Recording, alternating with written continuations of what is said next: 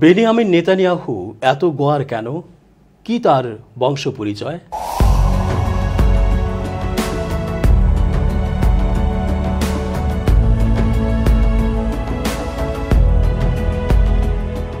আসসালামু আলাইকুম সুপ্রিয় দর্শক, আল্লাহর রহমতে নিশ্চয়ই ভালো আছেন।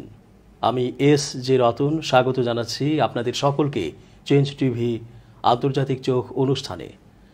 আশা করছি পুরো আলোচনায় পাশে পাবো আপনাদের।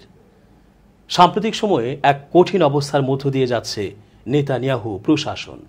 মনে হয় একেবারে শেষ না হওয়া পর্যন্ত নেতানিয়াহু থামবেন না। অবশ্য সেটা হলেই ভালো, দুষ্ট গরুর চেয়ে শূন্য গোয়ালি উত্তম। গাজা উপত্যকায় চলমান সামরিক অভিযানকে কেন্দ্র করে ইসরায়েলের প্রধানমন্ত্রী বেনিয়ামিন নেতানিয়াহু দেশে বিদেশে প্রবল চাপের মুখে রয়েছেন। বিশেষ করে অভ্যন্তরীণ রাজনীতির কারণে তার সরকারের অস্তিত্ব হুমকির মুখে পড়ছে। 2022 সালে 7 অক্টোবর ফিলিস্তিনি সশস্ত্র গোষ্ঠী হামাসের নজিরবিহীন হামলার পর জাতীয় ঐক্যের স্বার্থে বিরোধী নেতা বেনি গান্টজ যুদ্ধকালীন মন্ত্রিসভায় যোগ দিয়ে নেতানিয়াহুর রাজনৈতিক অবস্থান অনেকটা জোরালো করেছিলেন। কিন্তু রবিবার তিনি পূর্ব ঘোষণা অনুযায়ী পদত্যাগ করেন। উগ্র দক্ষিণপন্থী জোট সরকারের একমাত্র মধ্যপন্থী দলের প্রস্থান একাধিক সংকটের সময়ে ইসরায়েলে অস্থিরতা সৃষ্টি করবে বলে এখন অনুমান করা হচ্ছে। ইসরায়েলে এখনই সরকার পতনের আশঙ্কা না থাকলেও নেতানিয়াহুকে এবার জোটের কট্টরপন্থী সদস্যদের ওপর আরও বেশি নির্ভর করতে হবে।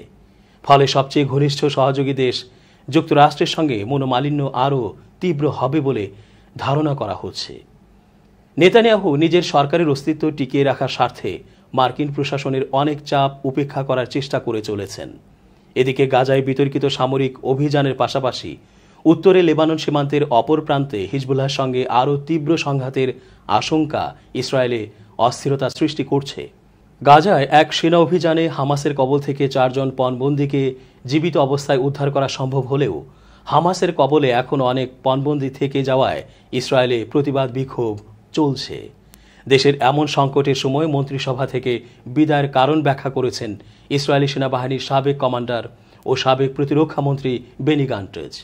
ইসরায়েলের একাধিক সামরিক কর্মকর্তার মতো তিনিও গাজায় সামরিক অভিযানের সমাপ্তির পর কোনো রাজনৈতিক সমাধান সূত্রের পরিকল্পনার অভাবের সমালোচনা করে আসছিলেন। 8 জনের মধ্যে তিনি নেতানিয়াহুর কাছে এক রাজনৈতিক সমাধান সূত্রের খসড়া দাবি করেছিলেন। এক সংবাদ সম্মেলনে রবিবার গ্যান্টজ বলেন, নেতানিয়াহু আমাদের প্রকৃত জয়ের দিকে এগোনোর পথে বাধা সৃষ্টি করছেন, তাই ভারাক্রান্ত মনে আমাদের মন্ত্রিসভা ত্যাগ করতে হচ্ছে। উল্লেখ্য, নেতানিয়াহু সরকারের পতন ঘটলে গ্যান্টজি পরবর্তী প্রধানমন্ত্রী হতে পারেন বলে ইসরায়েলের রাজনৈতিক মহলে মনে করা হচ্ছে। তিনি নেতানিয়াহুর উদ্দেশ্যে চলতি বছরই ইসরায়েলের সাধারণ নির্বাচনের জন্য রাজি হওয়ার ডাক দিয়েছেন। ইসরায়েলে এমন রাজনৈতিক অস্থিরতার মাঝেই সোমবার সে দেশে যাচ্ছেন মার্কিন পররাষ্ট্রমন্ত্রী অ্যান্টনি ব্লিংকেন। তিনি গাজায় অস্ত্রবিরতির পরিকল্পনার জন্য চাপ সৃষ্টি করতে চলেছেন। নেতানিয়াহুর রাজনৈতিক সংকট ও হামাসের নীরবতার কারণে সেই পরিকল্পনার ভবিষ্যৎ নিয়ে অনিশ্চয়তা দেখা দিচ্ছে।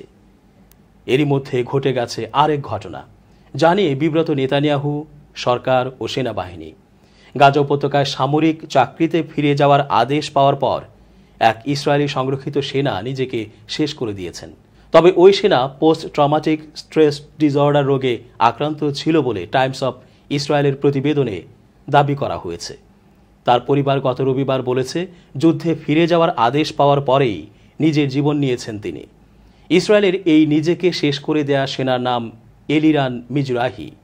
হামাস গত 7 অক্টোবর ইসরায়েলে হামলা চালায়। ঘটনার পর রিজার্ভ এই সেনা সদস্যকে ডাকা হয়েছিল। ইসরায়েলে সুপারনোভা সঙ্গীত উৎসবে হামাসের হামলায় নিহতদের মৃতদেহ উদ্ধার করার দায়িত্বে ছিল সে। এরপর তাকে গাজায় পাঠানো হয়। যুদ্ধে গত এপ্রিলে আহত হওয়ার আগ পর্যন্ত তিনি কমব্যাট ইঞ্জিনিয়ার হিসেবে দায়িত্ব পালন করেন। এরপর ইসরায়েলে ফিরে আসেন। মিজরাহি আইডিএফের একজন অভিজ্ঞ সেনা হলেও পিডিএসডি রোগে আক্রান্ত হয়েছিলেন। কিন্তু গত শুক্রবার তাকে গাজার রাফায় দায়িত্ব পালনের নির্দেশ দেওয়া হয়। এরপর তিনি এ কাণ্ড করেন। স্ত্রী ও তার 4 ছেলে মেয়ে রয়েছে। মিজরাহির মা জেনি কানকে জানান, গত 7 মাসে গাজায় এই ইসরায়েলি সেনা 2 বার আহত হন, কিন্তু প্রথমবার আহত হওয়ার পর তিনি গাজা থেকে ফিরতে চাননি। তিনি তখন বলেছিলেন দেশ রক্ষায় কাজ চালিয়ে যাবেন এলিরানের বোন হিলা মিজরাহি বলেছেন, তিনি গাজায় নরকের মধ্য দিয়ে গেছেন এবং যুদ্ধ নিয়ে তার অনেক অভিজ্ঞতা তিনি আলোচনা করতে চাইতেন না। গাজায় দায়িত্ব পালনের সময় এলিরান শারীরিক ও মানসিকভাবে আহত হয়েছিলেন। একজন ডাক্তার তাকে বলেছিলেন যে তিনি আর যুদ্ধে ফিরে যেতে পারবেন না। তবে বর্তমানে এলিরান মিজরাহির পরিবার তাকে ইসরায়েলের সামরিক কবরস্থানে সমাহিত করাতে চায়, কিন্তু ইসরায়েলি সেনারা সেটা অনুমোদন করেনি। ইসরায়েলি সেনারা বলেছে মারা যাওয়ার সময় তিনি ডিউটিরত অবস্থায় ছিলেন না। বিশ্লেষকরা বলছেন, এই সেনা নিজের চোখে প্রত্যক্ষ করেছেন এবং নিজে অস্ত্র হাতে মোকাবেলার সময় দেখেছেন, বুঝেছেন তাদের এই লড়াইটি বর্বরোচিত লড়াই এবং অনৈতিক লড়াই, নিরীহ গাজাবাসী হত্যার লড়াই। তাছাড়া হামাসের কঠিন প্রতিরোধ ও যুদ্ধের কাছে এই সেনা দেখেছেন কতটা অসহায় তারা। তাই ভয় ও শঙ্কায় তার এই নিজেকে শেষ করে দেয়া, কারণ এটাই ছিল তার কাছে উত্তম বিকল্প।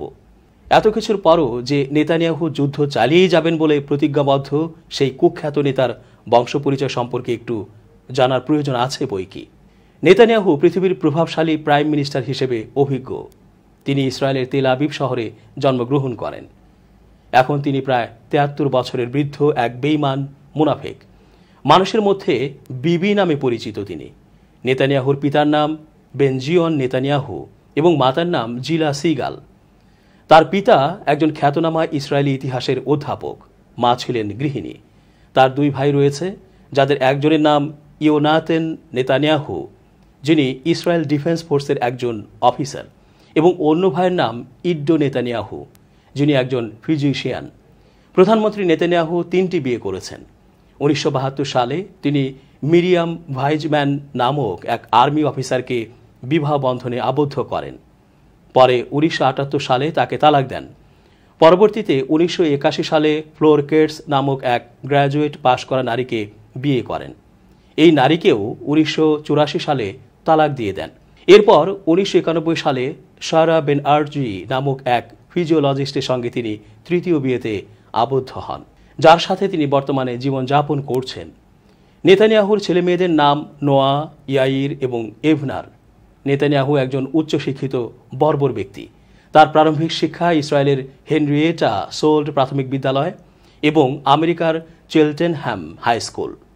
তারপরে তিনি institute of technology, Cambridge, Massachusetts, USA এবং হার্ভার্ড ইউনিভার্সিটিতে লেখাপড়া করেন। ১৯৭৫ সালে Netanyahu bachelor of science degree অর্জন করেন।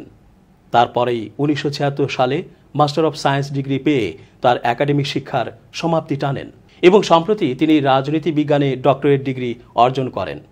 নেতানিয়াহু পরিবার আমেরিকার ফিলাডেলফিয়ায় ১৯৫৬ থেকে ১৯৫৮ এবং ১৯৬৩ থেকে ১৯৬৭ সাল পর্যন্ত বসবাস করে। ১৯৬৭ সালে ইসরায়েলে ফিরে এসে তিনি প্রায় ৫ বছর ধরে ইসরায়েল ডিফেন্স ফোর্সে সেনাবাহিনীর সঙ্গে সক্রিয়ভাবে যুদ্ধ সেনার চাকরি করেন। ১৯৬৭ থেকে ১৯৭০ সালের যুদ্ধে তিনি বিভিন্ন সীমান্ত আক্রমণে অংশ নেন এবং তার ইউনিটে তিনি নেতৃত্ব দেন।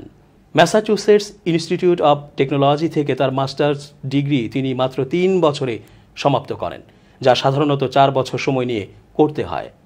আমেরিকায় থাকার সুবিধার্থে তিনি তার নামকরণ করেন বেঞ্জামিন বেন নিতা, যাতে আমেরিকার বাসিন্দারা সহজে তাকে ডাকতে পারে। একইভাবে ১৯৭৬ এবং ১৯৭৮ সালে নেতানিয়াহু বোস্টন কনসাল্টিং গ্রুপে অর্থনীতি পরামর্শক হিসেবে কাজ করেন, যেখানে তিনি মিট রমনি নামের এক ব্যক্তির সাথে বন্ধুত্ব পাতেন। তার নেতৃত্বে ১৯৭৮ সালে জনাথন নেতানিয়াহু টেরর ইনস্টিটিউটের কার্যক্রম শুরু হয়, যেখানে আতঙ্ক বিরোধী শিক্ষা দেওয়া হতো।